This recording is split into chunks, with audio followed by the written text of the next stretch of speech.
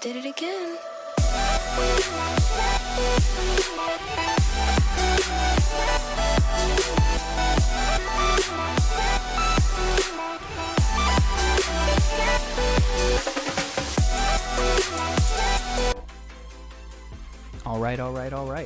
All right, so our guests tonight, we've got two of them. So I'm going to start with the less important one first. So we've got Scott. I'm not going to give out last names or anything, but Scott was the first friend that I made in Texas. I believe I can accurately say that he's my longest standing friend that I've got. He is Scott Lang, the man of ants. And alongside him, we've got his wife, Liz. She works in social services. I'm probably not saying the correct terminology here, but she'll correct me in a moment. She's been in the industry for 10 years. Her main focus is mental health, which is something that I believe most of my chat desperately needs.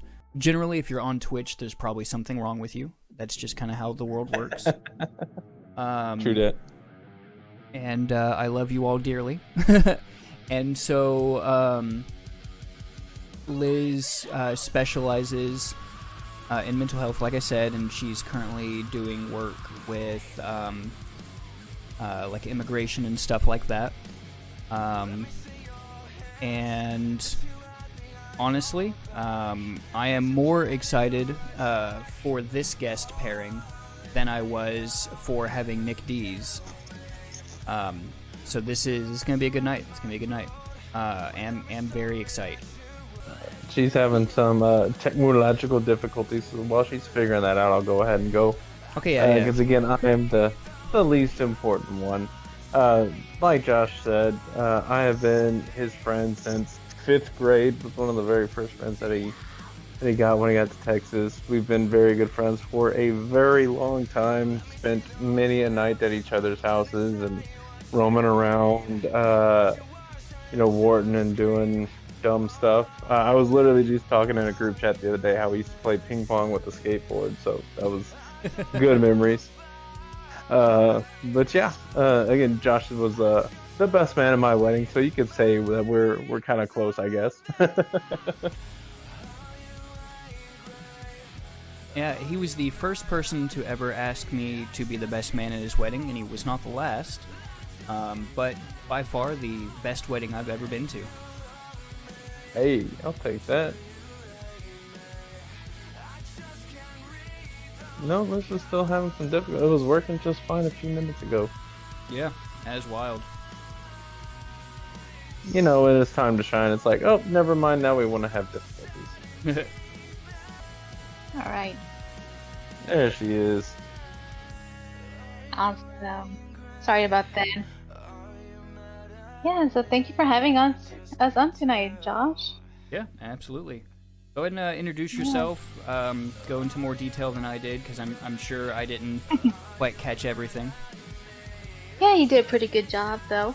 Yeah, so my name is Liz. I've worked in social work field with the focus on mental health. As Josh said, I've been on it for 10 years. My bachelor's is in psychology, and I'm currently working in my master's in social work to become a licensed social worker. So by law, of course, I'm not licensed at the moment, so I cannot technically diagnose anyone, nor can I provide therapeutic treatment. However, in the state of Texas, I am a qualified mental health professional now, and I can provide psychosocial rehab, psychoeducation, skills training, etc. As Josh also explained, I am currently working with immigrant families, especially families that were separated at the border in the year 2017 to 2019 during the Trump era.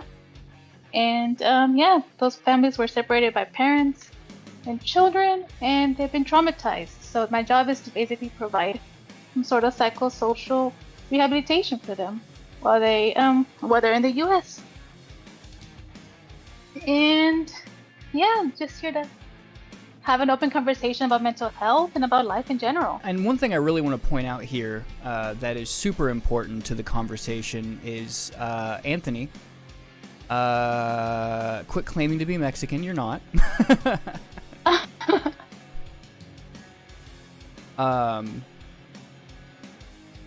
So Anthony, actually is an immigrant, from the communist country of Venezuela. He escaped the purge, when the government took all of his family's riches away and their 6 houses. So Anthony came to the United States and had to learn how to live without butlers, and we think he's doing pretty well at learning how to tie his own shoes. I'm kidding. Jeez, I'm kidding. No, Anthony's great. He did come from Venezuela, but that's the only true part of all that I just said. He's joking around. What? What? Just be honest. I had to put up with you all my life. What? Anthony, you were born in the U.S.? You've been lying to me this whole time? What? I feel like I don't even know you, man. What? Jeez. Okay. All right. That's information I've got to live with now. That I don't even know my own friend.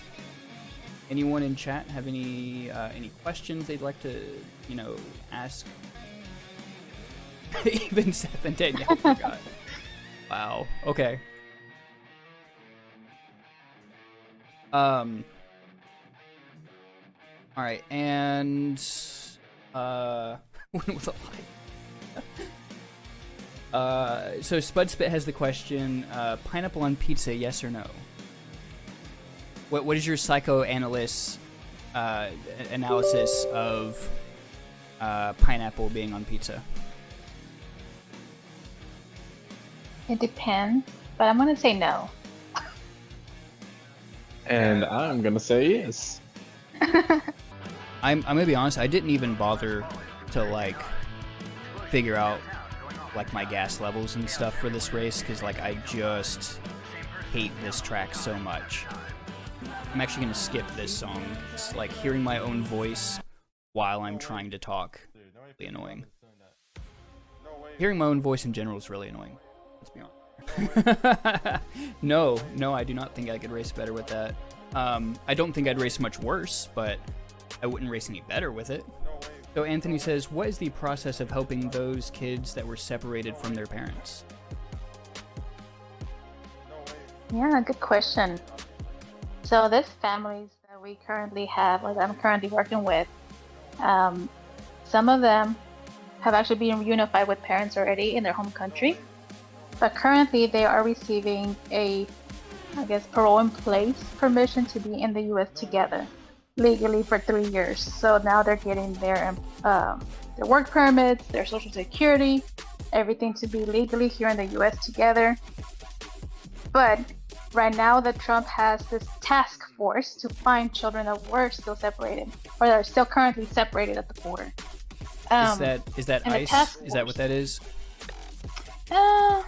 More so it's just it's not necessarily ICE, which is a government agency outside of ICE that's working with the Biden administration. So just separate entities basically. And they're currently, finding those families or finding families that are still separated and reunifying them and bringing them to the U.S. so they can have a better opportunity here. And so what is your... Oh, that's a very good question. Danielle asked, is your job funded by government or private? Good question. So yes, initially it was funded by the government, but right now we are using grant money.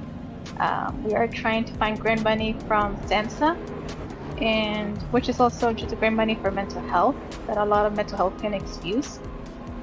We are also seeking,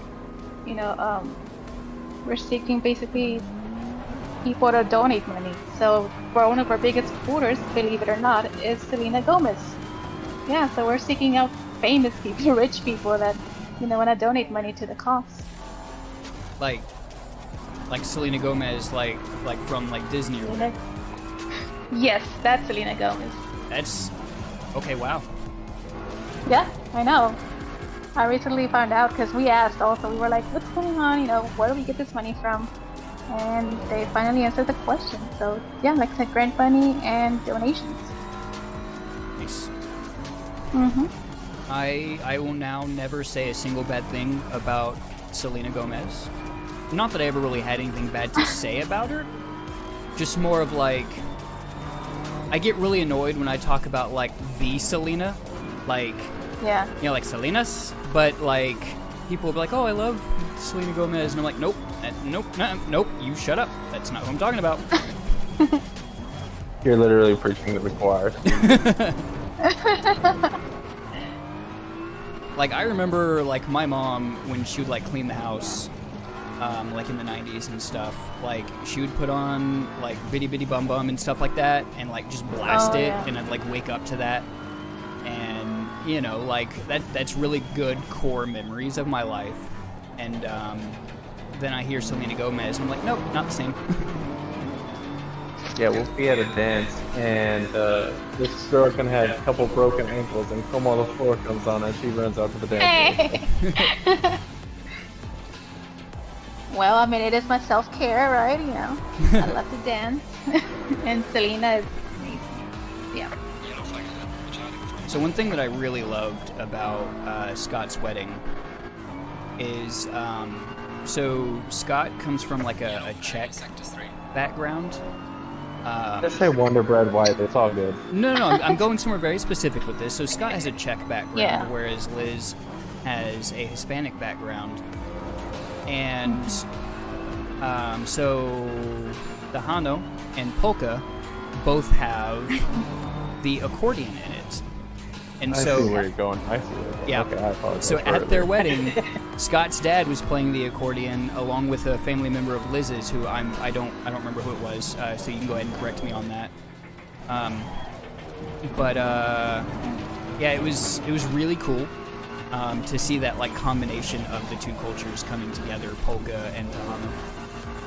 And so it was actually just my dad and my uncle. I They were just thought one playing, of Liz's polka music. family members was in on it too or something. Maybe. No, we were dancing. Oh yeah, everybody was dancing. I mean, I almost certainly was not sober when this was happening, so I mean, I could have a bad memory on that.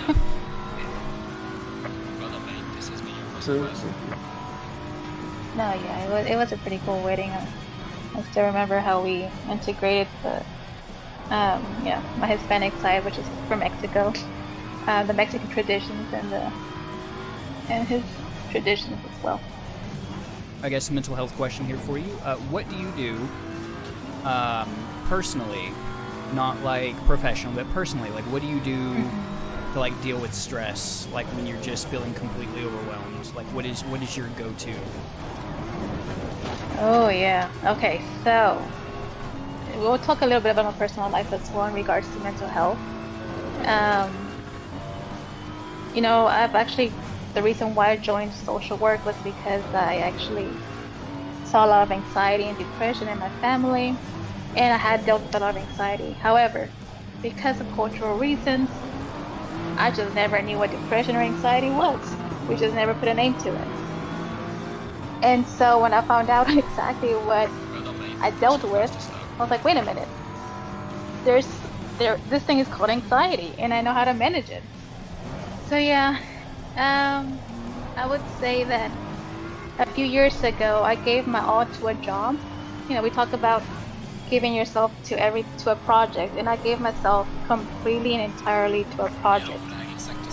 And I tell people that if we put in too much stress, then we can burn out. And that's exactly what I did. I had no self-care. I didn't take care of myself in any way, shape, or form. I think we were eating out maybe 4 or 5 times a week. Yeah, we were eating out a lot. It's something like that. Yeah, it was pretty hard. It was during COVID time as well, and we were raising 2 little kids, and I was working 50+ hours. It was very hectic, but that's when I realized that self-care is crucial. It's super important because, like I mentioned, I burnt out. I became a different person, depression, anxiety. I gained about 30 pounds. I think that's. I mean, yeah. You're overdoing it there. No, No, it you was. didn't. It was. It might not have looked like it, but it definitely was 80 pounds. I'm not gonna say how the number, but anyways, yeah, it definitely. I gained the weight, but I left the job, and I found something that fulfilled me even more, which is my current job, of course. But the self-care that I now learned, that I worship with my clients for 10 years, and then I practice as well, is walking. Walking helps a lot. Listening to podcasts of mental health, people that dealt with depression themselves, people that have dealt with anxiety themselves. Taking bubble baths. Bubble baths is amazing. Scott actually prepares them for me, so that's always helpful. She hops in the bath and I get to play games and stuff. So Yeah. Oh yeah, and Anthony, I think he's talking about Latinos just ignoring health. My grandma used to give me tea and told me that everything was okay. Absolutely, Anthony. Same. In fact, I cannot talk to my mom about anxiety or depression, even though I know all about it, and I want to teach her about it and tell her why she feels a certain way. No, here, drink this tea, drink this other tea. I think we have like 10 different teas from Mexico. man, I got so many teas up in that couch. Someone's dang. Yes. So for me in general, like I said, having also a therapist to talk to vent about personal problems, so helpful. But yeah, like, and reading books, I've started to read some books here and there. It kind of calms me down. And I used to also experience a lot of anxiety attacks, and Scott actually helping with that as well. I kind of gave him some pointers as to what to do when I am having an anxiety attack, and I told him a little bit about how that is. Well, yeah, whenever, and she's absolutely amazing at figuring out, okay, I'm having an anxiety attack right now. I'm being very communicative about it. And the most important thing is just to get her to breathe, sit there and breathe, focus a lot on your breathing, and to make sure you can do whatever you can to kind of calm yourself down. And when she gets to a point where she can kind of communicate a little bit better, like, okay, now let's focus on the distraction. So we got you breathing, we got you a little bit calmer. And then say if this happens in the middle of the night, like, okay, well, should we put something on TV for you? Something to maybe distract your mind, keep your mind off of what's driving you absolutely crazy right now? Yeah, that works. Cool, let's go ahead and do it. So that way I can really bring her back down and, you know, yeah, we could go back to sleep. Scott's played Fortnite with me on here a couple of times, and so have other members of your household. Yeah. Well, no, I think. Oh, wait, did we play with them at one time? Yeah, I did. I just didn't want to specifically say the name of your child, just in case. I was trying to be safe. Because I never really know like what barriers some people have, especially with like their children. You know what I mean? Mm-hmm. All right. I think we have a question. Is depression, anxiety curable? It's more treatable than anything. It's not necessarily 100% curable, but it can be treated. It depends on the severity as well. For example, we try to tend to tell people that if it's really affecting your life to the point where you're sleeping in more, you're calling in from work, or you're just affecting your relationships, it's just in general, you're just becoming someone who's just stuck in bed all day, you just really don't want to do anything, you have no motivation, no desire to do any of your hobbies anymore, then it's necessary to seek treatment. And treatment could be medication and therapy. The best treatment would be medication and therapy combined. You don't necessarily have to be on medication for the rest of your life either. It can be treatable with just simple talk therapy and self-care. But yeah, it can be treatable. So where do you draw the line between like relying on self-care and actually seeking professional help. And I don't mean you personally in this case. I mean No. like you in the like, overall term, the royal you. No, absolutely. So when we definitely say, you know what, it's time to seek professional help, I would say, like I mentioned a while ago, when it's affecting your life, when it's affecting your behaviors, when people are telling you, hey, you're not the same person anymore. When you catch yourself irritable about everything, that's when it's time to seek help. And trigger warning, of course, we might talk a little bit about hurting yourself. That's a big one. If you're having thoughts about hurting yourself, hurting others, that's when it's okay. We need professional help right away. Something that I find that helps a lot is also to find support within your circle. So your family, your friends, find support there. I think it was very difficult for me initially to tell my husband, hey, I'm feeling this certain way. I'm having thoughts that probably have never been there before. That's when it was like, okay, we need to seek help. We need to seek treatment. And that's when it really like, okay, yeah, definitely I need to do something. Because unfortunately, there is a huge stigma on mental health still. Yeah, young people are still getting better at it, but there's still a huge stigma, especially with, like I mentioned, cultures and men. I think it's hard for us to admit that, hey, there's a problem going on. But definitely stigma is still there. But do not be ashamed of it. Not at all. And what's the best way to like approach someone who is experiencing mental health issues and that sort of thing? Yeah. Like, because I definitely know there's been times where I've wanted to approach someone and say, hey, like, I feel as though, this, and this could help you. But then they just blow up on me. So what's the best way to do that? And like, in my personal experience, I've, had some good times and bad times with, trying it. And it's like, for me, it's like I've taken a risk like every single time. It's almost like telling someone that their significant other's cheating on them. Like, there's a good chance that even if you're doing it for like the right reason, they're gonna blow up on you when like you're the one who's like here to help. You know what I mean? Yeah. And it goes back to the stigma right there. Sometimes we don't want to hear that, hey, there's something going on with this. Because honestly, I think society and television and social media doesn't make mental health look like it's just a movie, basically. But I think the best way to approach someone who is experiencing a mental health, I guess, crisis at the moment would be kind of just like, hey, God, tell me, how's your day?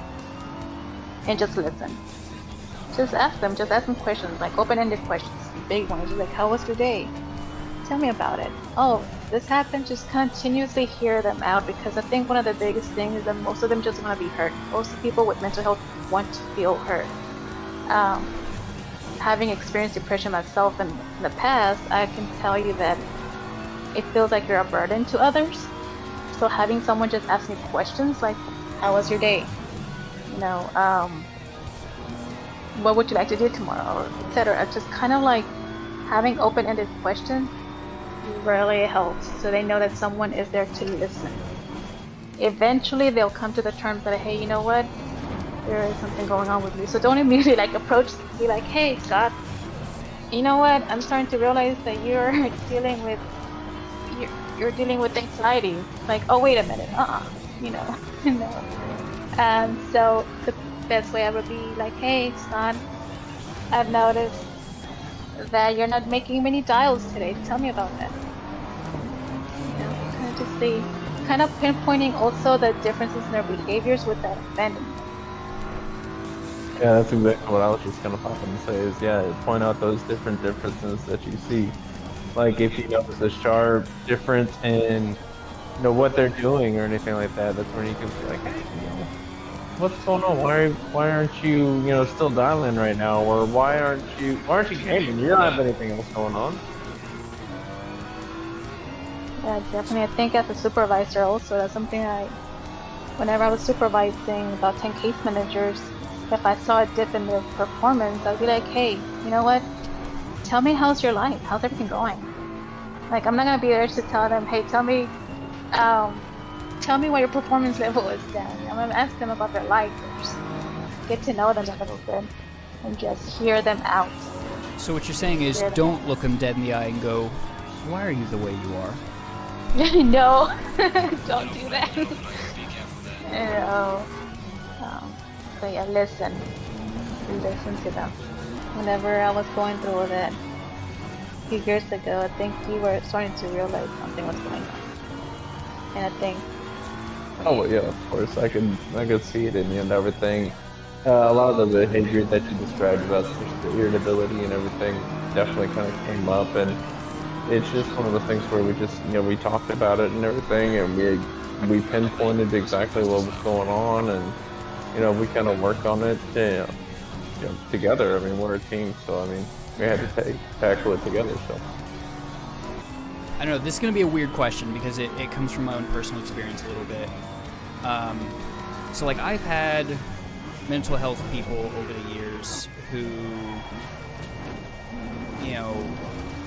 their main suggestion was medication. I've had ones where like their main suggestion was talking through things. I've had ones where their main suggestion is like going to church. Like, how do you blend like the different way? Because I'm sure like it's a nuanced thing. Like I'm sure it shouldn't be so heavy-handed like one way or another. But that's kind of been my experience, is like they'll be like, oh no, just oh, you're depressed, pray about it. Or like, oh, you're depressed, take these pills. Or you're depressed, like it always seems like they really push like one specific thing and like make that their entire arsenal. How do you feel that should be handled? Well, from experience, working in the mental health clinics, what we do is person-centered recovery plan. So everything has to be person-centered. Basically, what I mean, what would work for you might not work for me, but what might work for Scott might not work for you. So everyone has their own treatment plans, their own things, and we focus on everyone's strengths and barriers. So what a therapist should, or I guess people that you've experienced before, should really focus on what are your strengths, what are the barriers, what are your goals, what are you approaching in life, what do you desire out of seeking treatment, and then ask yourself. We tend to ask the individual, like, would you like to approach medication route, therapy route? Would you like to approach this other route? So whenever they are ready for medication, they'll take that route. We provide psychoeducation. The therapist should provide you education of like, okay, so these are the medications that are available for depression. So and these are the side effects. So what is psychoeducation? Like, I think I've heard you say that word a couple of times. What is that? Yeah. So basically, we teach people more so about, if someone comes in and asks me, what is depression? Then we'll discuss it together. I'll provide data, research from what symptoms you experience with depression. We also talk about, like I mentioned, medications available for depression, or anxiety, or schizophrenia, or any type of mental illness. We provide information of the diagnosis that was diagnosed, or the person was diagnosed with. And yeah, that's just basically educating others about psychological situations or issues. Okay. So here's kind of a heavy one. So I know someone, and it's very genuinely not anyone that y'all or anyone in my Twitch chat knows, but I know someone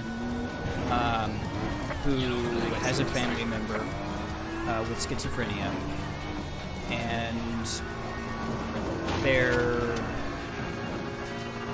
for lack of a better term, afraid, because the affected person The person that's involved does not want to go on medication.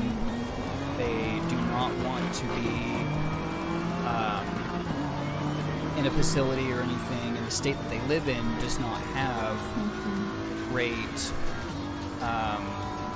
mental health care or health care in general. And so the family doesn't know what to do. They're constantly, afraid. They don't know how to handle it. And this person is breaking stuff and threatening people, and they don't want to send them to the authorities. They don't want to call the law on them, but they feel like they can't keep doing this. What? And I'm not expecting you to have the perfect answer on this. It's just I don't have anyone else that I can ask this question about, so I figured this would be a good time for me to ask. What would you recommend to that family? So we actually experience that quite often as well in the mental health field, because a lot of people with schizophrenia, they don't trust anyone. They don't trust the mental health system. They don't trust the government. They don't even trust their family at times, and of course, it leads to the crisis of throwing things, breaking things, etc., and scaring the family. You mentioned there's no mental health system in their area. So it's incredibly defunded. So they live in a state where essentially the government had the mentality of, since whatever lawmaker decided, they believe that there's people abusing the healthcare system. They just decided, well, let's just go ahead and scrub the whole thing. So the mental health care in that state is just abhorrent. Yeah. No, same in Texas, unfortunately. But yeah, I would say from the experience that we've seen with other families here, the authorities, at least, whenever they do call the authorities, they take the individual to the emergency room, where they help them calm down the individual, but they also call the mental health authority, which is, the clinic that I used to work for. And a crisis worker goes out there and assesses to see if it's best for the individual to have an overnight stay in the hospital or a psychiatric hospital, or at the moment stay with the loved one. They assess at the moment of, while they're staying in the hospital. But I would say I've actually dealt with clients with schizophrenia that did not trust me at first once I was assigned to their case. I've had people that would actually slam the door on me because they're like, no. All I had to do was continue showing up. And sometimes I honestly would just sit there and play card games with them. That's all they wanted to do. That's the psychosocial rehabilitation we're talking about. Being out in the community with them. The more they started to see me, the more they began to build a trust. And again, just asking them how they're doing as well. That's all they need to. They feel like you become their friend, someone they can trust outside of their family. So if you can get past all the, of course, unfortunately, I hate to say it, past the trauma of being, having the cops being called, going to the psych hospital, or going to the hospital, if you can get past all of that, you can get the help that individual needs. The case manager or the therapist who will be present for them, or the social worker that can be present with them in the community, in their household. Because, I'm not sure what state they live in, but I'm pretty sure they should have community social workers. In fact, I actually got a text message from a client that I used to work for, or used to work with years ago. Just on Christmas, telling me happy holidays, that he's still thankful that I was there for him. Yeah, he is completely a different person than the person that we initially worked with years ago. So yeah, it's just having that trusted person for them. Anyone in the chat have any specific questions? Anyone got some stuff they want to talk about? Throw down in the chat. We can have a more cheerful conversation. Yeah. It's getting very deep and Yeah. And I will say this though, definitely take care of yourself after this. It's a very deep conversation. It's a very triggering conversation for some. Take care of yourself. Just get some rest after this. Yeah. I do have a question real quick. Yeah, what's up? Are you required to drive in like the first person view? No, I don't have to. Dude, I cannot play a racing game like that. There's people that drive like this. See this view?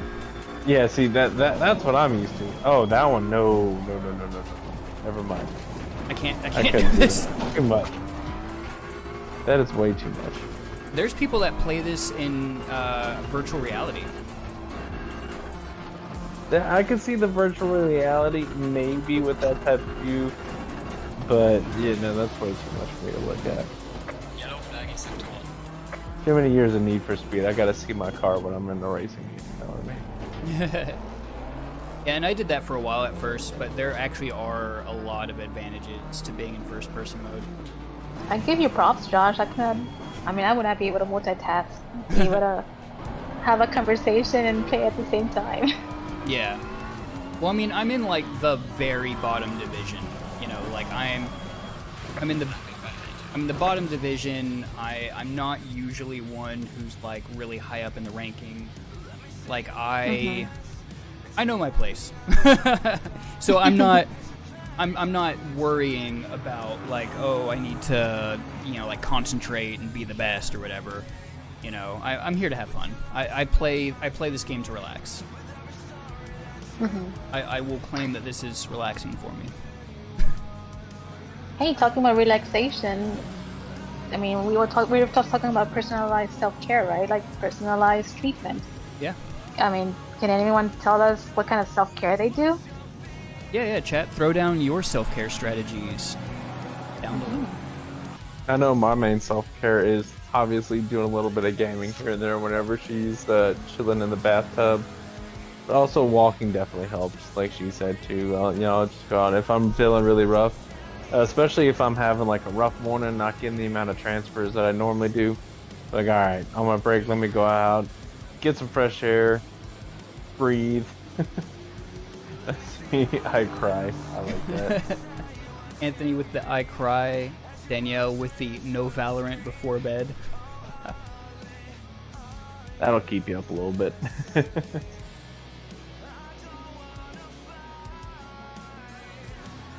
Mr. Last Chance with the British Bake Off. Yes, bro.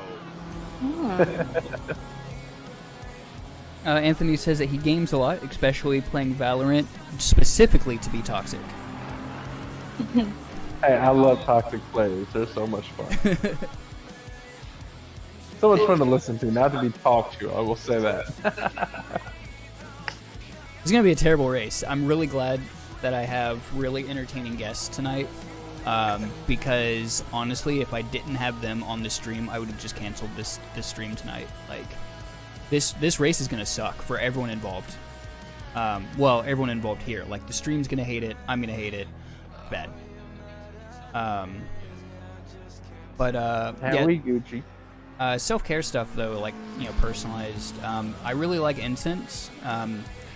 There were many years that I no longer had a sense of smell. I remember that. And it slowly came back over time. And just the incense help. The incense helped me, like, they remind me of my childhood a bit.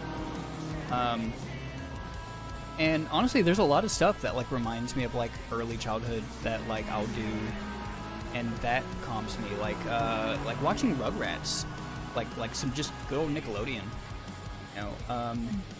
Shouts outs to Teeny. I don't think she's in here tonight, but she actually sent me a bunch of old Rugrats VHSs. I don't think that these are specifically the ones from when I was a kid. But I think that these are hers from when she was a kid. I don't know if my mom like rebought old VHSs or not at some point. These might be mine from back in the day. I don't know. But yeah, shout out to Teeny for sending me that. Who else we got in the chat? Who else has ways that they wind down and relax? What's y'all's secrets? I see that person ahead of you in the ranking, Papadopoulos. I love that name. Funny story though. So I was dialing for a class because I was helping with the training team, and I had about 40 people watching me make phone calls and stuff, right? And I called out to a lender who was like Bobby Papadopoulos was his name. I don't remember the company, won't say it anyways. But he declined the lead, so I wasn't able to make the connection. I was so mad, I almost messed up on the phone call and forgot to read something very important before I got in touch with an agent. Hilarious. But it has a happy ending. I've actually been able to say his name 2 more times on the line with a consumer while getting them connected to him. Because I've called him a couple more times. I'm like, yes. Nice. It's like that Godzilla movie from the 2000s. I think his name was Papadopoulos. Yeah. So like that's why every time I see it, I think about that. That sounds about right, yeah. You know, like I was telling Scott and Liz earlier, I don't really have a whole lot of viewers that aren't people that I know, like, in real life. Like, I've personally met and hung out with, like, every single person in my chat. And, that's a really good feeling, honestly. Alright, this game has a lot of, like, science behind it and physics and stuff, and, I'm not good at any of that stuff, so, like, I use programs to, like, track how I'm racing, and then basically the game tells you, oh, you need this many, that sort of stuff. That's a lot of extra effort for me. Yeah, no, I mean, you can go through the whole game just using presets, but fuel is one of those things that if you don't do that, then you will have a problem. Do we have any parents on the chat group? No. Not in the current grouping that I see, unless I'm missing someone. Shout out if you're a parent. We would like some pointers on how to take self-care when it comes to parenting, because kids can be stressful, y'all. Danielle, are y'all planning? Is that something in your future, Danielle? 10 seconds. Danielle? Paging basic white girl. Being parents is awesome, though. I mean, it has a lot of us, but it definitely has a lot of stressful moments, and you know, it definitely helps to talk to other parents about those stressors and see how they deal with them. For sure, it's one of the most stressful things that you can do in life, but at the same time, it's one of the most rewarding things. Seeing the kids grow up and everything, it's awesome to see.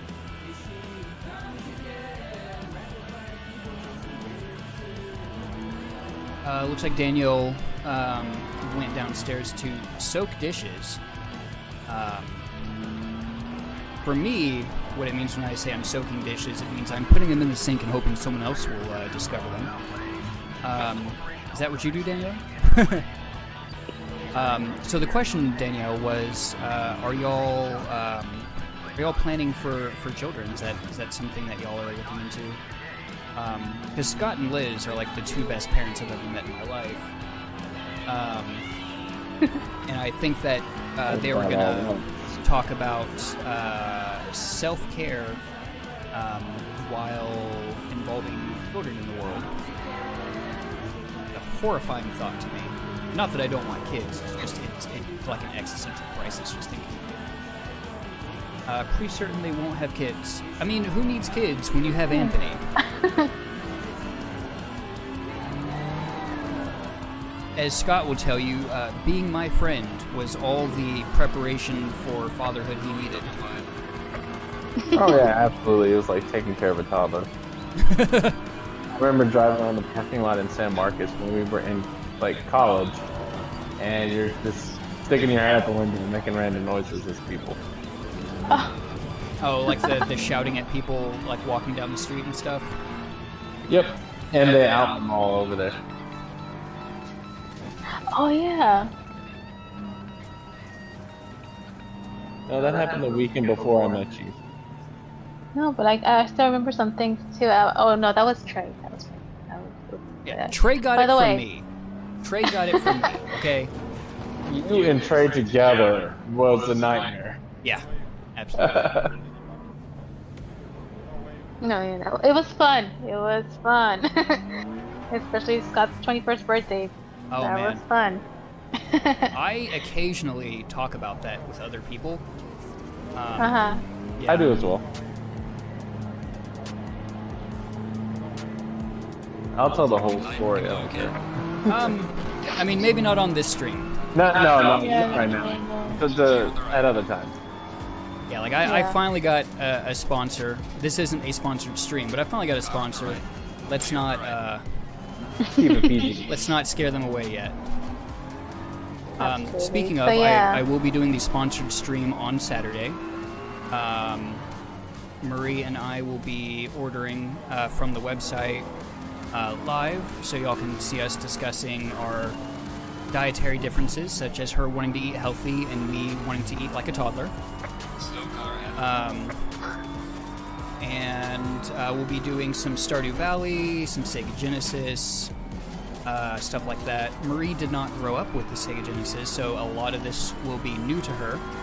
And yeah, that's a good time to be had by all. And, you know, please show up for the sponsored stream on Saturday. It really does mean a lot to me. Not only just, you know, that the stream is growing, but like that the stream is getting noticed enough that, you know, because I really view the stream as just me hanging out with friends. And so for it to get big enough for it to matter, like that's, to me, that just means that my group of friends, you know, has gotten bigger, you know? So yeah, definitely come out to that if you can. It'll be a good time. Even if you don't, like, order anything from the sponsor, which I think I'm supposed to tell you that you should. I don't know how that works, but, like, even if you don't, like, still, you know, hang out. What time on Saturday? I haven't picked the specific time. I'll probably send out text messages about it once I do pick. Oh no, I went too wide there. Oh, I did see a question in the chat about hearing about managing self-care with kids. So we kind of got a good system every once in a while that we do. Basically, Liz will have like a sister's night or something. She'll go out and hang out with friends or her sisters, usually both, and go do their thing, go to a restaurant, whatever. And I'll stay home, chill with the kids. But as soon as they go to sleep, I get to do my self-care of gaming until I freaking feel like it, so it's awesome. I think another thing is having a good schedule. Absolutely. Like for example, we put them to sleep here at 8. Yeah, like right at 8 o'clock, they were asleep. Yeah, that gives us like about 2 or 3 hours to do our own thing, you know. Like I said, bubble bath for me, gaming for him, or together we just watch a movie together or an episode, or just talk away from the kids for at least those 2 or 3 hours a day. It really helps. Yep, actually watch those shows watch the shows that, you know, we don't want to have the kids around to watch, like Alice in Borderland. That's the one we just finished. Oh, that was amazing. Yeah, that was really good. Yellow flag ahead. Be careful. What sort of things do you suggest having in place before you have kids to make sure you are mentally ready? I'll let you take them. I would say you're not ever fully ready. You know, you can be prepared as best as you can, but it's a very difficult question, to be honest. Because I mean, I think we were kind of young when we had our kids, but I would say now that we have kids, having, I guess, structured life, like your career, Left. What else would you say that's probably beneficial? Yeah, it's true. What I would really say real quick is that what I found out is nothing in the world will make you grow up faster than having a kid. Well, that too. You just develop an attachment to the thing as literally as soon as it's in the world, you're like, oh my god, this is my everything. So nothing made me grow up faster and take life more seriously than having a kid. So again, I mentally wasn't really ready, but then it happened, and then everything that needed to happen internally in my mind, bam, it just happened. So You're right. Yeah. it's just, you know, if you're ready for it, it'll happen. That's all that I can really say about that.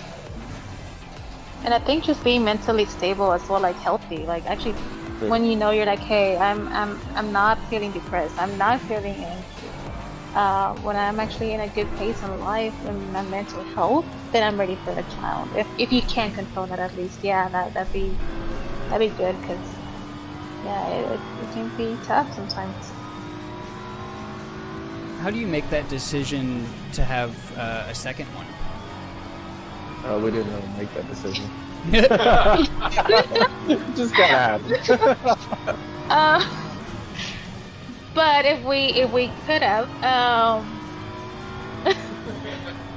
I think, well, it comes at an age, I think around 4 years old, when kids are a little bit more independent. We're not having to, change diapers and, all this, or feed them baby food, or blend their food, or make sure they're not allergic to this and that.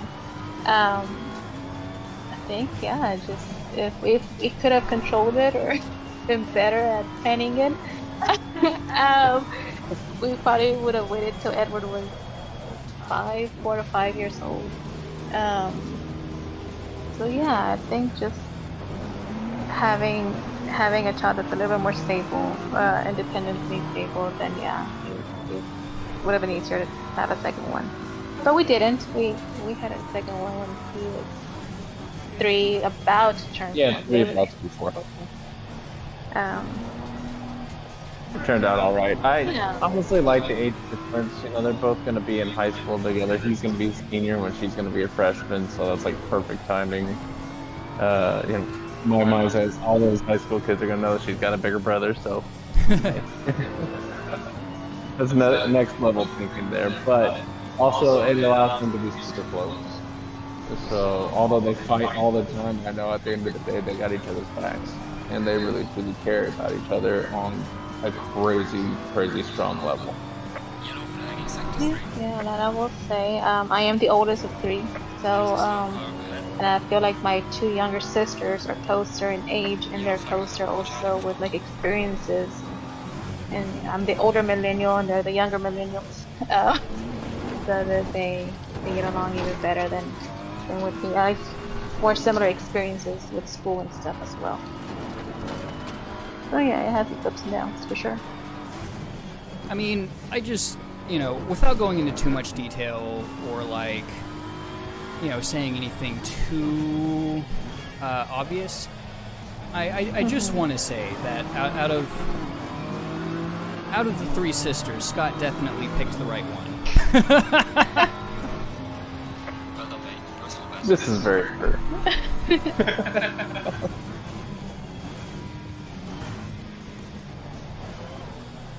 not doing this curve very well. This guy's gonna go around me. As expected, I am not having a great time on track right now. So Scott, not a mental health question. Have you played the new Need for Speed yet? No, I haven't, but it actually looks pretty good. I like the little extra effects that they added into it to kind of change it up a little bit. Eventually I probably will, but probably until it gets on sale for like $5. I feel that. Then I'll buy it. Have you played the new Hot Wheels game? Yes, that one I have played, because that was free on PSN a while back. Nice. Yeah, that one's a really fun one. I love that. Yeah, me and Edward actually played it together a little bit. He had fun with it too. And he really liked how you can like get the Hot Wheels and stuff. You can get the boxes. Oh no! found out very quick that they're very repetitive, but it's all good.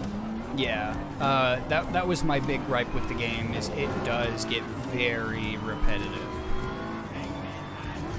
Yeah, very, especially like it goes into like the loot boxes type of stuff. But I mean, if you take all that out, the gameplay itself is really fun. I mean, you're a Hot Wheel and you're roaming around a kitchen and stuff. Ever got a kick out of it, especially the one with like the dinosaur mouth and everything. So he dug it. So Scott is one of those people that like loves racing games. Like, I feel like a good majority of our childhood playing games together was like Star Wars games, especially like the original Battlefront games on the PS2. Okay. Racing games, especially like Need for Speed Underground and stuff like that. And like Halo. Yeah, pretty much. I mean, that was childhood in a nutshell. I'll give pretty much any Need for Speed a shot, even to this day, just because nostalgia purposes more so than anything at this point.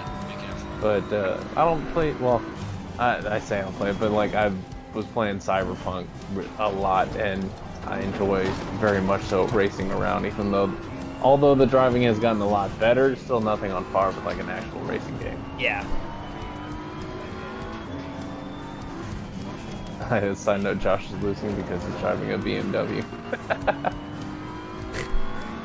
What do you have against BMWs? What are you, like That was me, that was somebody in the chat. No. I looked at who it is, specifically. It's because she's Canadian, and she's like, oh, you should be driving a Mercedes, Mom.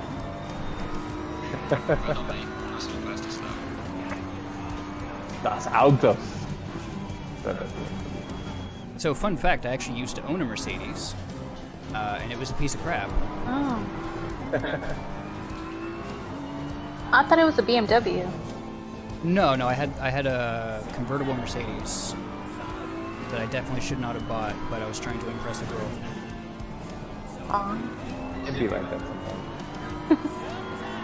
It'd be like that. You know what the thing is, though, that I learned very quickly, is girls do not seem to be very impressed by cars. Your bros will. Like, my homies were like constantly complimenting the car and like making a big deal out of it. I don't think a single girl ever cared what car it was that was driving. Not once. Yeah. There's actually a study that was done. Guys that learn to play heavy metal music do it to impress other guys. That's it. Well, that's kind of one of the things I used to always say about like the bands in the town that we grew up in. A lot of them were in metal bands, and then I got into a pop punk band, and I'm like, y'all may be better at like every instrument than me, but like I'm the one playing concerts, and you're the one like just sitting around your living room. Exactly, right?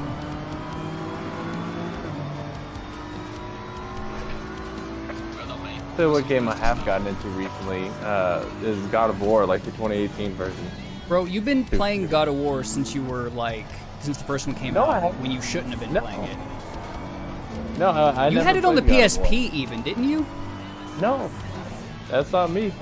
I never played God of War. Really? Not until just like a few months ago. I finally, Alonzo, an old friend of Liz's, he actually got me Ragnarok for Christmas.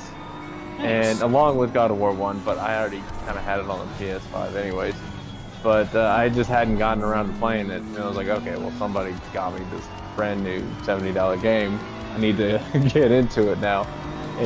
No regrets. It's amazing. Yeah, I hear it's basically Assassin's Creed. I wouldn't say Assassin's Creed. It's definitely trying to think. It's much more like Jedi Fallen Order.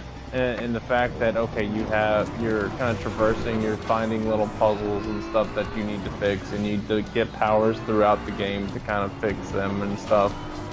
And then you have bosses, and you have to figure out certain ways to beat them. These weapons don't work on these people, that type of stuff. So it's kind of challenging more from a mental aspect versus just, okay, you can just hack and slash your way through everything, kind of like, Devil May Cry or anything, like the original God of War.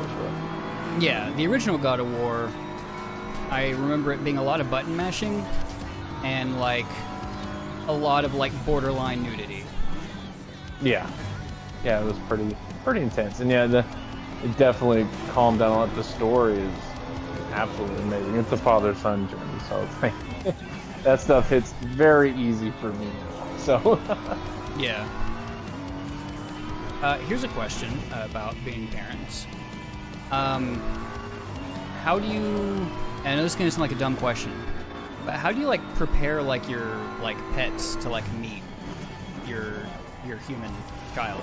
It's like I'm like really like nervous about like when I have a kid and like my two, little terror puppies like just start barking at my child constantly, and then it cries and they bark more, and like that just sounds like a horrible cycle to me. yeah, so you'd be very, very surprised. I mean, your child is going to smell exactly like you, or at least someone like you. So the animal is going to know that that's you, child. There's one of my favorite pictures that we have is when we were about to have Edward. We moved, we went from a duplex to like a little mobile home that was just like literally like 200 feet away. Anyways, our cat Leela, she had gotten out at some point and we weren't able to catch her, and we moved it and everything. Luckily, Brenda had moved into our old duplex, right? And she got out, she was missing for like a couple weeks. And I love that cat. And there's a picture of the night where Brenda was finally the cat for her because she was by the door. She opened up the door, the cat was there. She scooped it up, threw it inside the duplex. She was like, hey, I've got Leela. Well, I had to go to work that night. Liz sent me a picture that literally made me cry in a room of grown, like, construction workers of that cat cuddling her pregnant Bella. Aww. Like, it's like, oh, thank God I'm home. Like, it's getting me into my emotions right now, thinking about it. And it was the first time too that she wanted to, cuddle up to me like that. Yeah. I think it was about 8 months pregnant. 8-9 months. Yeah, I was pretty much almost there. And so I still look at that photo and it gets me in my emotions. But again, it's because, the cat loved the kid. And he actually really likes Isabella now. Edward, not so much. He's a little bit too rough. But like, I've caught her many of the times, like laying on top of Isabella, like sleeping on her and stuff. Both of them sleeping together. It's adorable. And the same thing, we had a dog at the same time, a Maltese, and dude, he smelled Edward and he was like, cool. Yeah. I think they just know also, like, oh, and then we have a big dog outside now that takes care of our kids as well. I mean, they're very protective of our kids. Oh, dude, yeah. A neighbor kid came over a while back, and my German Shepherd wasn't really used to him yet. And when I say that dog did not take his eyes off that kid for like 10 minutes, I'm not exaggerating. He was just staring at him, waiting for him to try to mess up. But he finally did. He actually went up, got in his face, and gave him a little, kiss, because again, the kid's in 5th grade and Ghost is just as tall as him. And he was like, "Yeah, you're cool." Hasn't barked at him since. Nice. But even whenever, say, Isabella's outside, like on the swing or something, or on a little trampoline, that dog is like right there by her. Really cool to kind of watch. I don't think, I mean, we don't know, but I don't think you would have a lot of issues. Have they been around kids before? Yeah, and they don't like them. They bark constantly. They don't like children. Really weird. I think that's one of those things they'd adapt to. Because again, it's not a random kid. It's the kid from both of y'all. So, Yeah. I think they.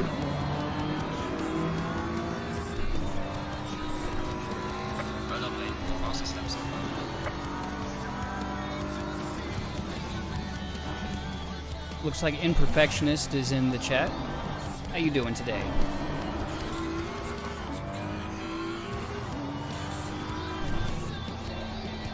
Well, they're asking if you've gotten down to the core of your psychological issues. Actually, I hate to say it, but I've not really like been to a therapist in a hot minute. I know I talk about, you know, how people need to do self-care and, you know, do like going to therapists and stuff. Like I mention it a lot on stream, but I just haven't really had the time to do it. Marie has seen, you know, therapists and stuff like that. I was going to, but then I just went to like a normal doctor for my Adderall, and then just hadn't really done anything about it since. And I need to. It's time. I think it's easier said than done. Sometimes we can provide all the advice, but sometimes it's hard for us to take our own advice. Yeah.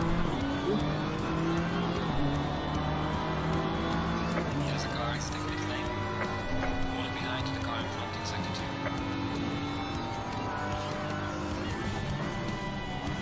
Yellow flag in sector 3. Alright, I'm gonna get quiet for a moment because I need to focus for a second. Faster It's car not a situation I want to be in right now. So the lap leader is behind me trying to overlap me, and I'm trying to find a safe spot to like give them... Okay, there we go. So it's like against the rules to like, if you are not like in second place or whatever, like if the lap leader, or the race leader rather, is like coming up behind you, like you need to like let them by. They are faster than you. You holding them up is just, not only is it a dick move, it's against the rules. So yeah, I needed to get out of the way for him. Plus, I'm also fighting the person behind me. Anyway, yeah. So, what's your take on like people getting like all of their like mental health advice from like TikTok and Instagram and stuff like that? Because like I feel like that's a huge trend, is to like take mental health advice from like people who are on the internet chronically and worship crystals and smell bad. I've seen those actually. I know what you're talking about. Yeah, I would say do not believe everything you see on social media. Years ago, I used to read everything that was on Facebook, and then I realized, wait a minute, no. Do your research. There's a lot of research out there. There's the American Psychological Association website, American Psychiatric Association website, and there's plenty of research out there. I mean, you can see a TikTok, you find something interesting, do the research, you know, don't believe it. Don't believe it right away. I am on TikTok, that's the only thing I'm on social media wise. But yeah, don't believe everything. Just take it a grain of sand, you know, just kind of, yeah, do your research for sure. Like I said, it's easily available for everyone online. Yeah. Not to believe everything that you see on social media. Yeah, we had some people in a few training classes who were like, oh yeah, these are my rocks, this is this, that, and the other, this is for this is for that. This is like brother rocks. And I had to put on like, because again, I'm on a Zoom camera, so I had to put on a happy face and be like, oh, interesting. No, I mean, some people do have their spiritual commitment, their spiritual beliefs. Sure. Their own beliefs, and I totally respect that. But that's for them. At the same time, do your research and find what's best for you. Yeah, I mean, like, there's nothing wrong with like burning sage and like, you know, all that sort of stuff, because there is like legitimate, you know, stuff to some of that, especially like if you believe it, you know, like if you believe it and it helps, you know, do it.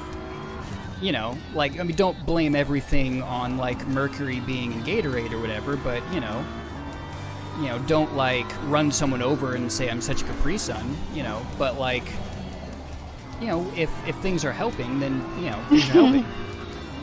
Yeah. What we got going on in the chat? I keep seeing it moving, but I can't look over at it long enough to actually read it. And being from Texas, I don't actually know how to read. So yeah, what's going on in the chat? Well, Imperfect says, why can't I talk to anyone when I'm on the toilet? Is that a psychological thing or a societal thing? Probably a little bit of both. It could be a little bit of both. It could be a little bit more of a psychological thing. Yeah. You just know you know yourself more than anyone. You just want to poop in pieces. I respect it. Yeah, that too. That sounds like something Brad would say. Imperfectionist, are you secretly Brad?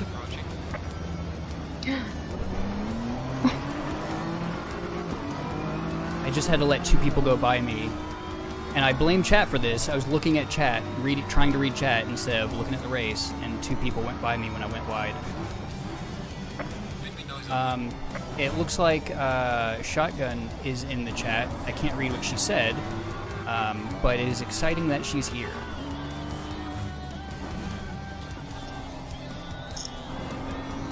Oh, it looks like she put, you mean we shouldn't use social media as means of diagnosis? Dun, dun, dun. She's being sarcastic. Oh yeah, I can clearly do that. Yeah. You're talking to a master of sarcasm. No, I know what you mean there.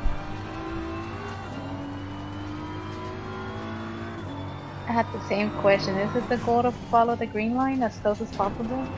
I mean, not like as close as possible, but the green line is an assistance. You don't have to have it there, but it helps me a lot because it shows like the best path to take on the track. And also kind of shows me like where the braking zones are, and like, you know, because I'm not great at this game. You know, I'm still working out a lot of the kinks. My buddy Jess, who is in a much higher division than I am, I don't think he uses the line. And I know he took off a lot of the assists on the game and just like drives without a whole lot of stuff, and I'm like, I don't know how you live your life.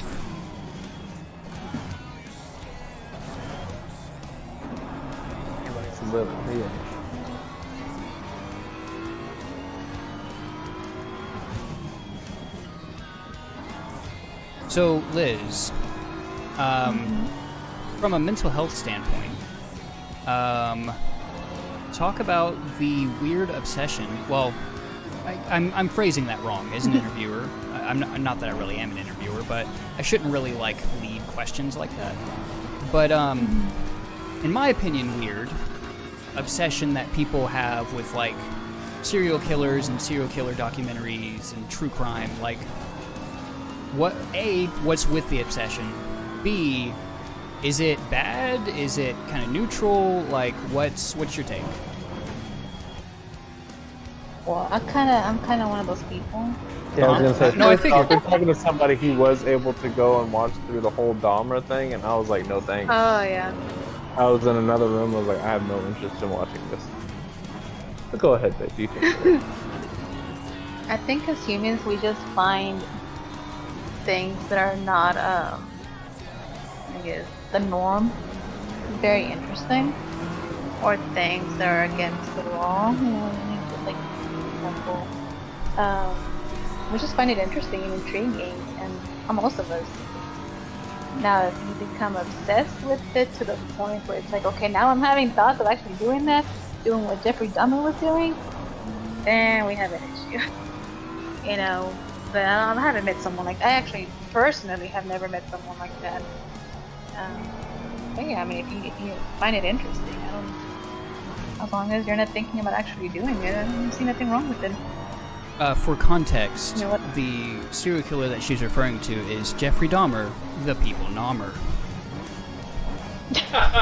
Oh my goodness!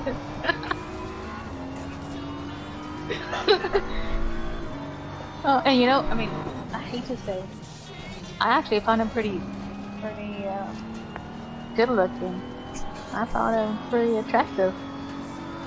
I thought yeah. I thought the one that people found attractive was Bundy.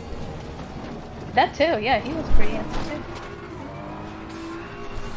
And then they had to go out and get Zac Efron to play him. Well, I mean, yeah.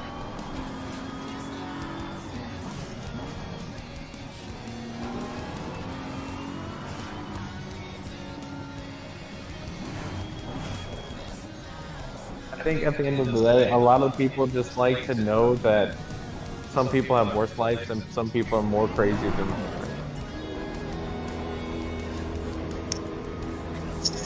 That's why a lot of these Netflix documentaries got really big, like the Abducted in Plain Sight. I still remember watching that for the first time and then watching the little series from Peacock on it and just like how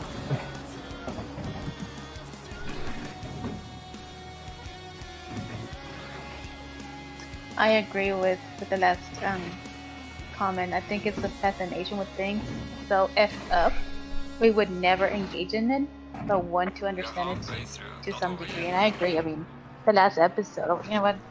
Spoiler stuff.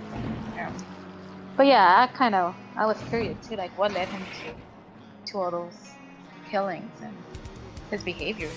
Mandatory stuff is not clear. and then high stakes with tasties.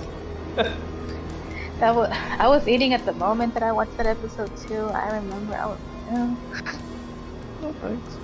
Do you ever have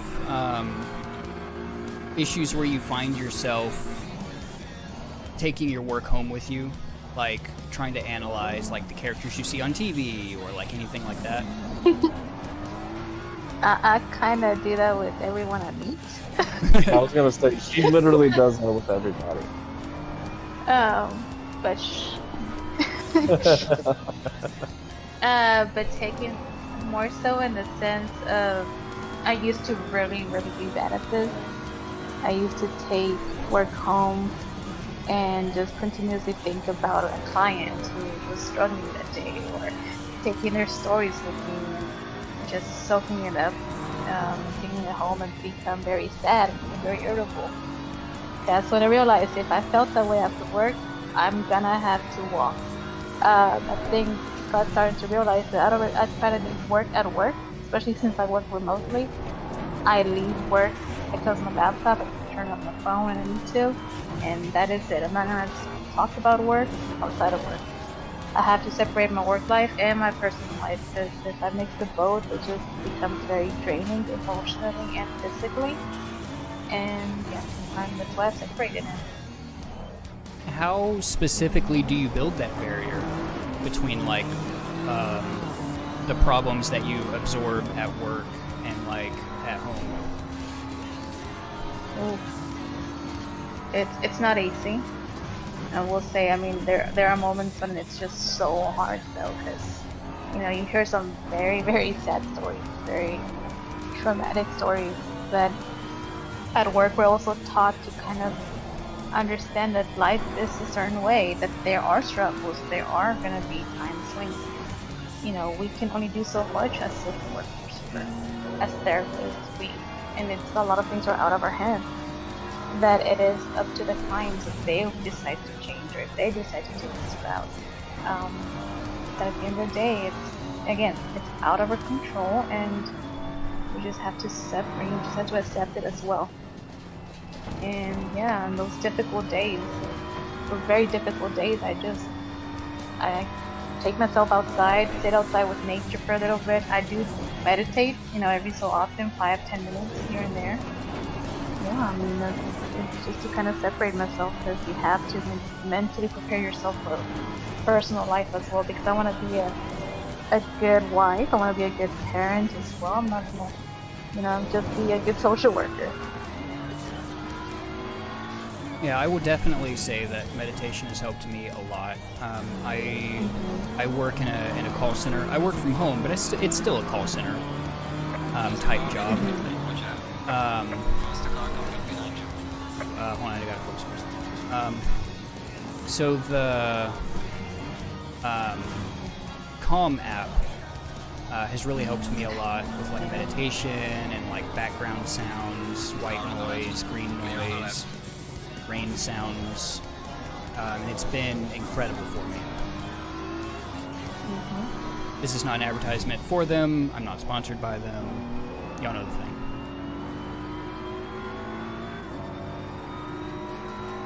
Sound meditation also, like the sound bowl meditations. Oh, those are really good. Yeah. Yeah, I've got to give up this position to one person, but I can't tell which one's the one I'm actually racing versus the one that I'm supposed to give it up to. So I'm going to be safe and just give it up to both. It's going to annoy me, because one of those people was not supposed to go by me just then, but I'm not going to do that. Sorry, didn't mean to interrupt, just my thinking while driving. See you off any of the leaderboard or anything. What's that? Said I didn't see you drop in the leaderboard or anything. You're still sitting in number 7. It's usually delayed. Oh, gotcha. I was busy reading. This is why reading is the devil. If you read, you can't do NASCAR properly. With you being the type of person that does analyze everyone and everything, without doxing me too much, without being too mean to me, what is your like general analysis that you've had over the years of me? Liz has left the Discord.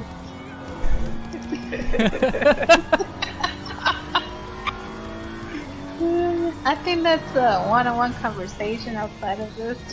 Okay. I feel like that's code for No, absolute but- piece of shit. Worst person I've ever met. No, not at all. No, in fact, I mean, throughout the years, I've noticed how a big supporter you have been for Scott. You're definitely one of his best friends. You know, he's had several friends from here since I met him, also besides you. But you are definitely up there. You're the number one. You're definitely a great role model as well. Believe it or not, even though you might not, believe it, you definitely are. You're a great role model for Scott. And that's so weird because like I feel it's the other way around. Like, so Scott's parents are incredibly wholesome, and like, you know, I didn't come from a great like family background, and so you know you see like parents on TV, and you're like, oh, that's not how like families are, because that's not how my family is. But then you see Scott's parents, and you're like, oh, that is a real thing. Holy crap, like that exists. Mm-hmm. And then like you two are incredibly wholesome and amazing and adorable. And so it's like, wow, like I know I can have that too if I'm just healthy enough or if I'm in the right place. And you know, I mean, Scott can definitely attest to I've made some terrible decisions in dating over the years. They were fun decisions, but they were terrible. I'm just gonna sit back and laugh. That's all I'm gonna do. And so, you know, I would say that, like, seeing how healthy you two are together, you know, overall, really helped in me deciding to, you know, try to be healthy myself to get into a healthy relationship and find someone that, you know, isn't just the usual girls that I used to date. And that did kind of help lead me to Marie, as well as I would say in some ways they helped me make the decision to leave Texas and pursue more like mental health sort of stuff, because I with being in the music scene, I wasn't actually going to get better if I didn't remove myself from certain situations. And anytime that I would think that I should just give up on getting better, I would see them and be like, no, getting better is possible. Better is achievable for myself and for others. Like, Scott has honestly been a great inspiration for, you know, being a better person. And not even just like as like we're adults, but also like growing up too. Like, you know, I would see like myself getting in trouble in class all the time and being all like, well, Scott doesn't get in trouble. What am I doing wrong? It's It's me. I'm the problem. Little Taylor Swift there for you. No, I just remember, I mean, I was always like the responsible one. Yeah. That, you know, if you wanted the parents to say yes to something, you had me go ask them. And that wasn't just for your dad, that was for Ed's mom as well. And, you know, a lot of other people were like, is Scott going? Okay, cool. Yeah. You know, I was just the responsible kid. I guess I just had that aura. Which in reality, not so much. But, I mean, I guess that's what eventually did lead me to sales and stuff, too.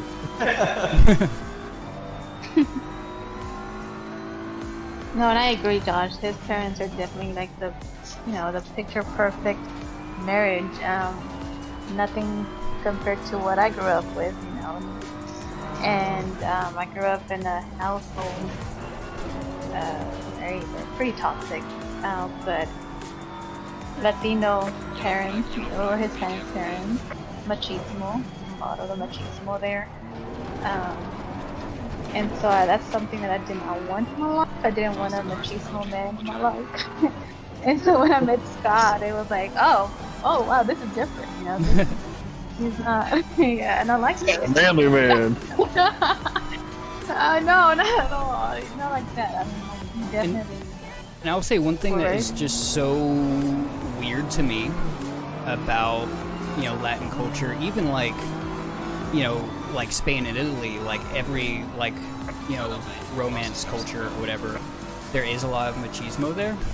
But like, to me, looking in, you know, there's times where I'm all like, are you sure? Are you sure? Because, you know, I'll definitely say with me being in like glam bands, I've definitely walked that line between masculine and feminine a lot. But there is something about like, you know, the machismo, you know, Latin men, and I'm like, you and me are on the same vibe with like walking that line. How are you so toxic sometimes? Like, you see what you're wearing, right, fam?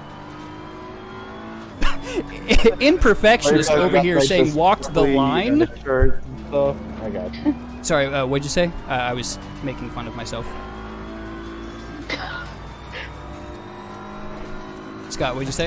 Yeah, we'll have wearing tight pants and sparkly shirts and Yeah. being pretty glammed out. I got you. Yeah.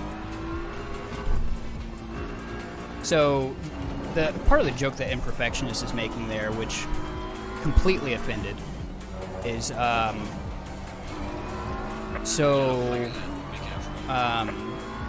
don't want to out Imperfectionist too much by saying some like private information about Imperfectionist. But she definitely took a lot of my clothes over the years. We were roommates for a while, and I'd be like, "Oh, those are my pants. What are you doing? Why are you giving me back my pants?" And she'd be like, "I look great in these." I'm like, "No, I do too. Give me my pants back." Although I did borrow her, I think it was like leggings or tights or something to go under my skinny jeans, because they had a bunch of like they were Hot Topic skinny jeans that were like pre-ripped and everything, and some of them were ripped a little bit too high, and plus I've got very, very pale pasty legs, so I was like, let me hide these a little bit. And yeah, but yeah, Imperfectionist during that time period definitely like borrowed at least one piece of like every bit of my wardrobe at one point or another. Hey, you're talking to somebody. I never had a sibling that stole my clothes, but Brenda has stolen plenty of my shirts and my socks, and luckily not my pants because I'm way too tall for her to even try to fit in anything that would be pants. But yeah, she's stolen so many shirts. I've had to be like, Brenda, give me my shirt back. Like, it's literally, she's wearing it. It's like, oh, it's this is mine. I'm like, Brenda, it has the PGA thing. This is my shirt. I wear it all the time. Please give it back. Not right now. She'll give it back. So, Imperfectionist, how's your night going? you missed some of the bigger mental health sections of things, so I'll ask you some of the same questions that we asked chat earlier. What are some mental health questions you have? What are your current ways of dealing with stress and anxiety and depression and the overall dread you feel every time you wake up? And anything else you want to throw down in the chat, and anyone else who wants to throw down in the chat. We're all here. We're all vibing. We're all chilling. Faster car coming up behind. Watch out. I hit the chirp slurper like an effing champ to most of those questions. Imperfectionist, can you translate?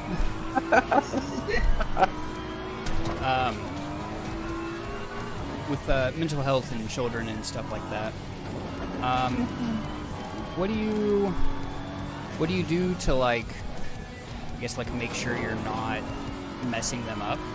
You know, because, like, that's, you know, like, I often hear that, like, generations are like pendulums. You know, like, one generation will raise their kids one way and it'll mess their kids up, and so the kids will completely avoid raising their kids that way, and they'll go the exact opposite, and then they'll mess their kids up in the opposite way, and then it just pendulums back and forth. What do you what are your thoughts? There's a slow car ahead. I definitely would have to say I mean, I have mom guilt. That's something that just, I think every parent, we all feel like we're not doing the best, or we're just, that we are messing our kids up, basically. So it's really, really hard to say that we're, you know, there are ways not to mess them up. But there is this thing called generational, or breaking the generational trauma, right? Breaking the same thing over and over again. And I would say the way I was raised is completely different to the way I'm raising my kids. I was raised with absent parents, basically, and I had to raise my sisters, basically. So now I feel like I need to be more present for my children, which is another reason why I also separate work with family. I want to make time for my children. I want to make experiences with them. I want to create memories that they can remember when they grow up also and cherish. I also look into Scott's parents, because I always, you know, I kind of look at him and I'm like, hey, you know, they raised a good child, so whatever they did, we kind of take advice from me. So yeah, I think it's just knowing that you can be present for your children, and that they can grow up and remember that, hey, mom was there for me. If I needed advice, mom was there for me also. Something that I actually recently heard in a podcast and researched back and everything was that children should trust their parents enough to tell them, hey mom, you know what, I messed up yesterday. I got drunk and I almost got into a car accident. And instead of us as parents yelling back at them like, how could you, and scaring them away from coming to us, we should listen to them like, hey, you know what, I did the same thing when I was young. This is what I did. To make sure it doesn't happen again. I'm gonna be here if you need someone to drive you home after a party. Call me up. Not necessarily being their friend, but being someone they can trust and to go to. Not somebody that's gonna judge them or someone that's gonna, they're scared of going to. So just building the trust with the child. I mean, what do you think?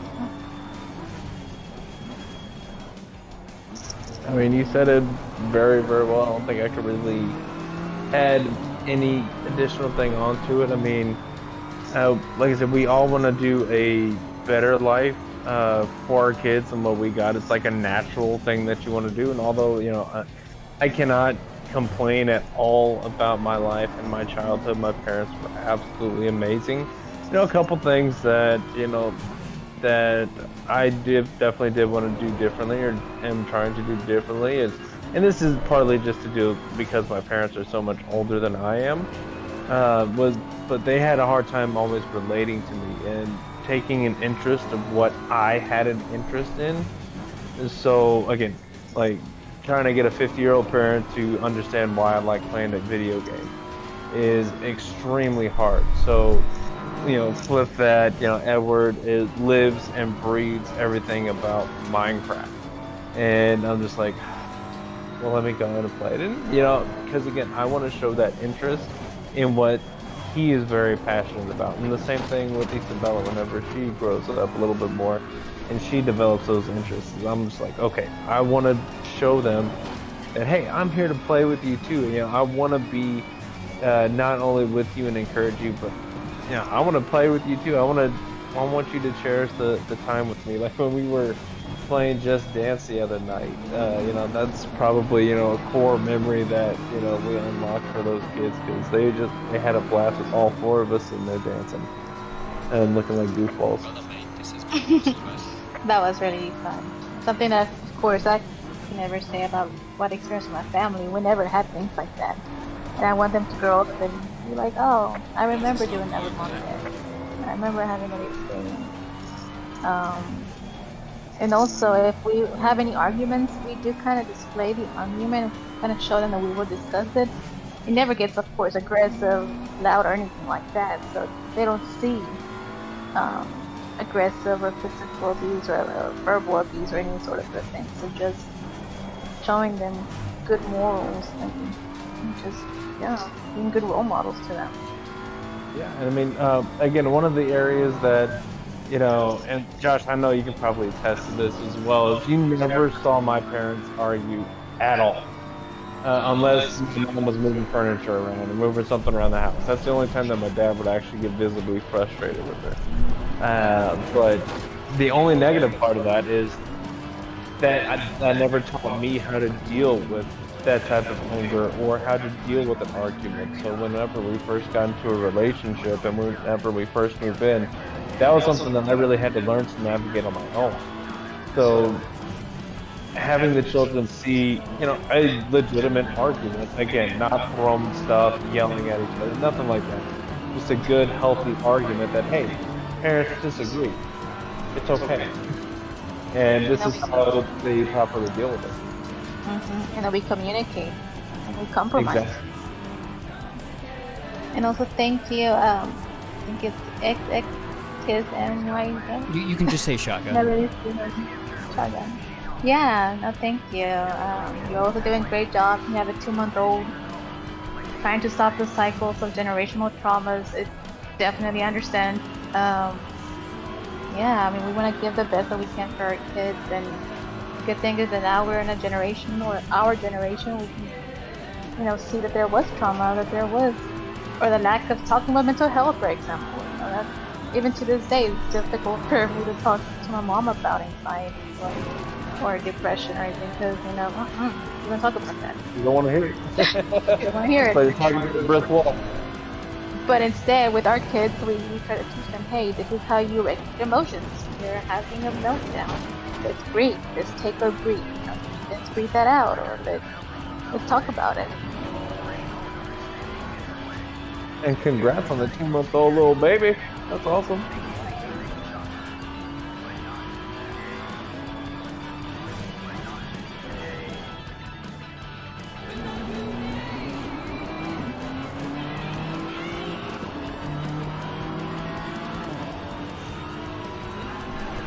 So I will definitely say that there is,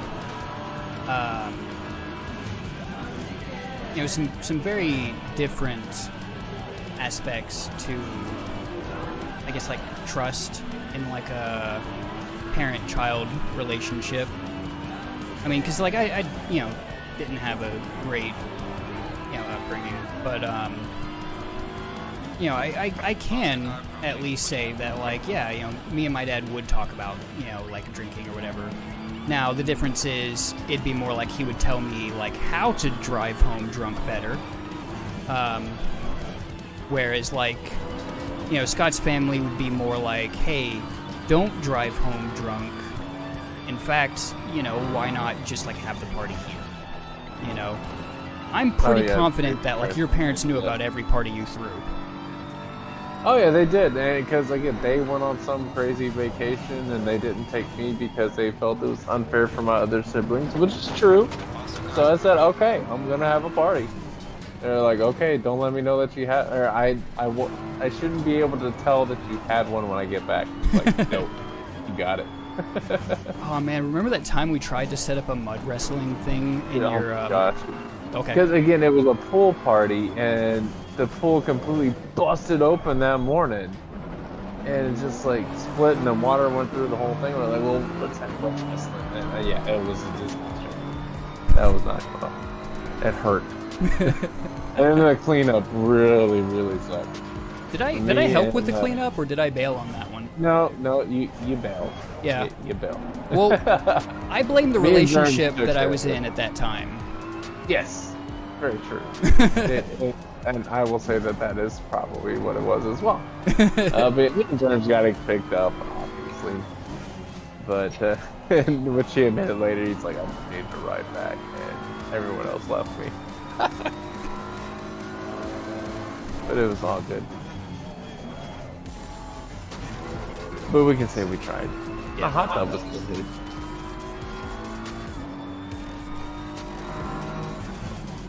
Good times. I think we have to be up pretty early in the morning, so we'll probably have to head out. But first, again, we want to thank you for having us on, Josh. It was nice to catch up also. We really don't have time to just, catch up with you. It's been quite a while now. And if anyone has any questions or just want to, ask any questions outside of this chat group, you can reach out to Josh and he can ask me and go from there. Yeah, absolutely. It was awesome swinging by and talking to you, watching you game a little bit, and do a little bit of racing, and listen, catch up. Yeah, I mean, come out on a community day. Although lately those have been more of like community nights, but That's the car behind you. come game. We do a lot on Saturdays. We do stuff like Among Us or Jackbox or Fortnite, Minecraft maybe. Come chill. Sounds dope. We'll look forward to it. Well, you have yourself a good one, man. You too. Yeah, Bye. thank you, everyone. Have a good night. Right, man. Leader is on the phone. If anyone wants to finish out the stream as the next guest, I'm in the Not a Dr. Smith Discord right now. Feel free to hop in and chat. Also, what's y'all's feedback on having guests? Are y'all enjoying guests? Y'all want to see more guests? Is there any specific type of guest that y'all would like to see? Is there any specific person y'all would like to see within reason? Obviously, I can't get, like celebrities or whatever, but like people that we know. Does anyone want to be a guest? Let me know. What's y'all's thoughts?